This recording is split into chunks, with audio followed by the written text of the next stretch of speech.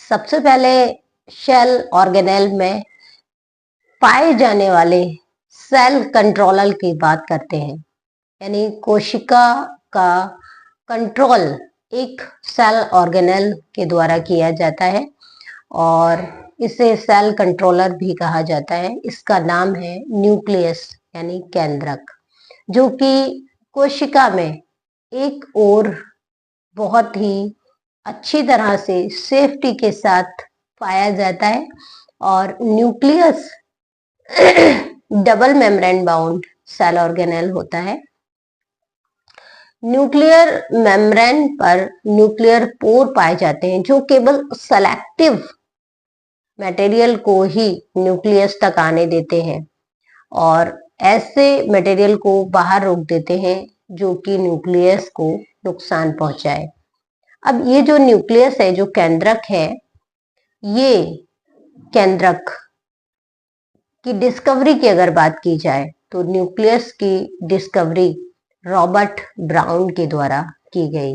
इसके द्वारा Robert brown, Robert Hooke याद मत रखना। देखिए, रॉबर्ट हुक की जो डिस्कवरी है वो है सेल की डिस्कवरी, कोशिका की डिस्कवरी। लेकिन यहाँ रॉबर्ट ब्राउन की बात की जा रही है तो रॉबर्ट ब्राउन ने न्यूक्लियस की खोज की है, केंद्रक की खोज की है। और ये जो केंद्रक है, ये केंद्रक सेल में जितने भी सेल ऑर्गेनेल है, चाहे वो माइटोकॉन्ड्रिया है, क्लोरोप्लास्ट है, एंडोप्लाज्मिक रेटिकुलम है, इन सभी को कंट्रोल करने का काम करता है। जितना भी इंफॉर्मेशन है, जितनी भी इनकी एक्टिविटीज है, ये क्या करेंगे, किस तरह से मैनेज करेंगे, इन सभी को कंट्रोल करने का वर्क करता है न्यूक्लियस। न्यूक्लियस में पाए जाते हैं सेंट्रियोल, है ना भाई। यहाँ पर क्रोमोसोम्स भी पाए जाते हैं जो कि एनिमल सेल में एस्टर का फॉर्मेशन कराते हैं। किसका फॉर्मेशन कराते हैं? एस्टर का फॉर्मेशन कराते हैं।